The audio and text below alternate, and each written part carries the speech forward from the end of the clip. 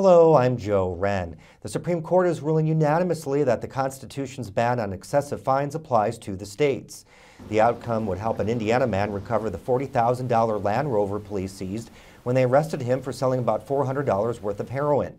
Justice Ruth Bader Ginsburg wrote the court's opinion in favor of Tyson Timms of Marion, Indiana.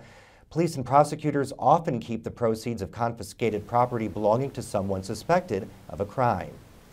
Indiana's state senate has removed sexual orientation, gender identity, race, and a list of other characteristics from a hate crimes bill. The Republican majority body voted Tuesday to add that judges can consider bias as an aggravating circumstance. At that point, when I saw that the votes were going to go, that they were going to take out the list, I felt bad for Hoosiers, because Hoosiers have overwhelmingly supported this legislation. Republican Governor Eric Holcomb supported the original bill and said the version approved Tuesday doesn't get Indiana off the list of states without a bias crime law.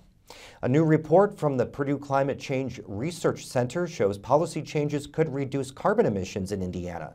More than half of U.S. states provide incentives for renewable energy projects or a tax on carbon emissions. Indiana doesn't have one.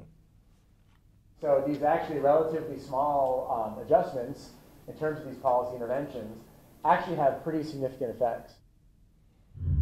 Raymond says even a lower than normal carbon tax would reduce the state's emissions by 10% every year.